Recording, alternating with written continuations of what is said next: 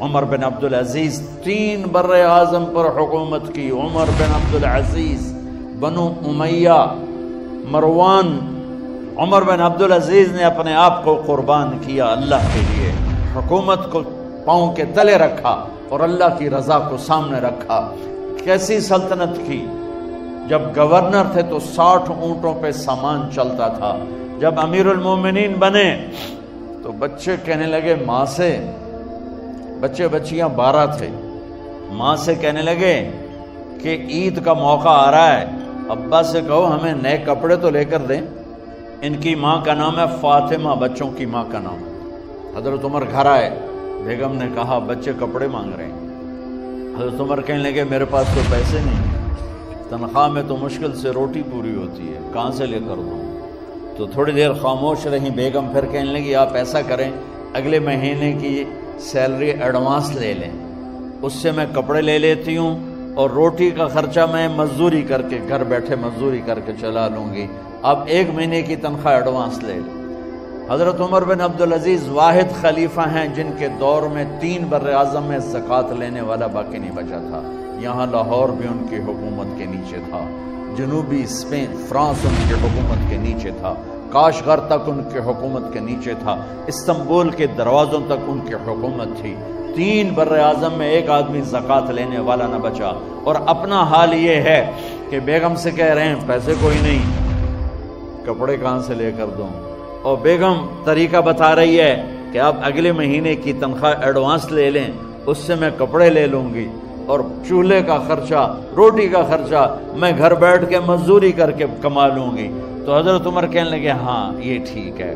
باہر آئے وزیر خزانہ مزاحم، انہیں بلایا کہ بھائی ہمیں اگلے مہینے کی تنخواہ ایڈوانس چاہیے. اس نے کاغذ قلم آگے رکھ دیا، کہا حضرت اب مجھے لکھ کے دے دیں، آپ 1 ماہ زندہ رہیں گے، میں آپ کو تنخواہ دے دیتا ہوں. چپ کر کے اٹھے، ایک لفظ نہیں بولے. گھر گئے، اپنی بیگم فاطمہ سے کہا بیگم بچوں سے کہہ دو کہ باپ کے پاس کپڑے لے کر دینے کی سکت نہیں ہے. اور خزانے ایسے بھرے پڑے تھے کہ زکوٰۃ لینے والا کوئی نہیں تھا. عید کی نماز ہوئی، نماز کے بعد جب ساری فیملی ملنے آئی اور بچے بھی ملنے آئے تو ان کو دیکھ کر ان کی آنکھوں میں آنسو آ گئے. کہنے لگے بچوں آج تمہیں دکھ تو ہوگا اپنے باپ پر کہ ایک جوڑا کپڑا بھی لے کر نہ دیا عید کا.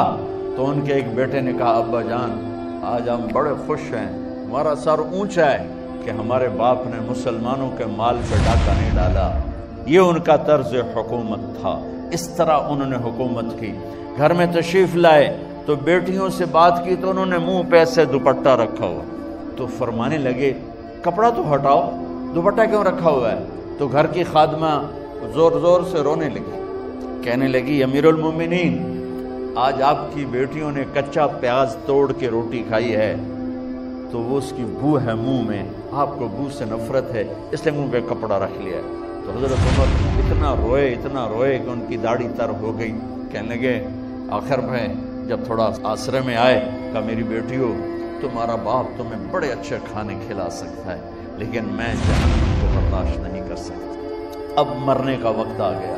جب وہ گورنر تھے تو 60 اونٹوں پہ ان کا سامان چلتا تھا، اور جب وہ امیر المومنین بنے تو عیادت کے لیے لوگ آ رہے تھے تو سالے عیادت کے لیے آئے. فاطمہ کے بھائی کپڑے دیکھے امیر المومنین کے تو بہن کو ایک طرف کر کے فرمایا، کہنے لگے امیر المومنین کے کپڑے تبدیل کروا دو، لوگ پوچھنے آ رہے ہیں تو میلے کپڑے اچھا نہیں لگتا. کہا جی بھائی کرواتی ہوں.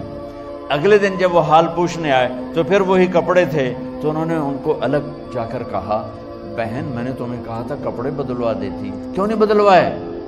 تو وہ رونے لگی، کہنے لگی کہاں سے بدلواؤں، جوڑا ہی ہے. اور حکومت کتنی تھی؟ 3 بر اعظم. ایک جوڑے میں اللہ سے ملنے جا رہا ہے.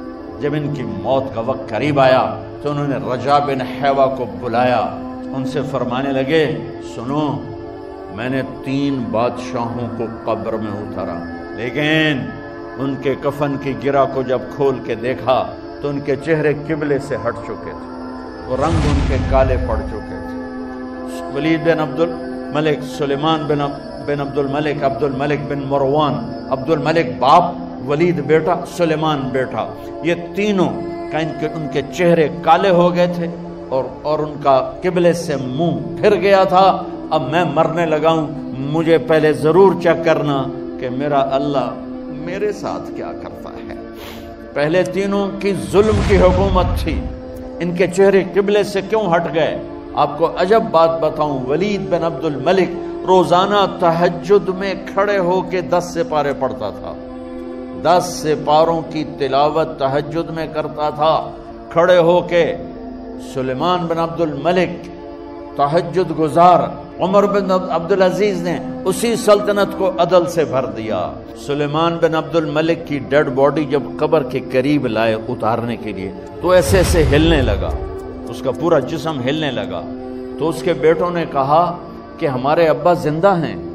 تو حضرت عمر نے فرمایا بیٹو زندہ نہیں ہے، عذاب قبر جلدی شروع ہو گیا ہے، قبر کی پکڑ پہلے شروع ہو گئی ہے، چھپاؤ اپنے باپ کو جلدی۔ جب عمر بن عبدالعزیز کی ڈیڈ باڈی قبر کے قریب کی گئی تو ایک دم ایسے ایک پرچہ ہوا میں اڑتا ہوا سب نے دیکھا، وہ آتے آتے آتے آتے آتے آتے یوں آ کے حضرت عمر کے سینے پر گر گیا۔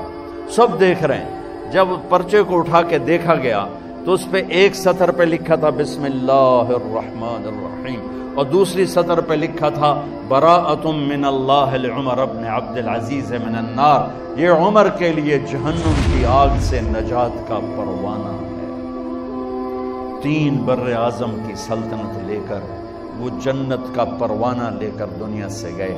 جب ان کو قبر میں اتارا گیا تو انہوں نے رجا بن حیوہ سے فرمایا تھا 3 بادشاہوں کے چہرے دیکھے قبلے سے پھر گئے، رنگ کالے پڑ گئے، مجھے تم نے دیکھنا ہے کہ کیا ہوتا ہے۔ تو رجا فرماتے ہیں جب میں قبر میں اترا اور ان کے کفن کی گرہ کو کھول کے دیکھا تو چہرہ قبلے کی طرف فکس تھا، اور مجھے یوں لگا جیسے 14ویں رات کا چاند قبر میں اتر آیا۔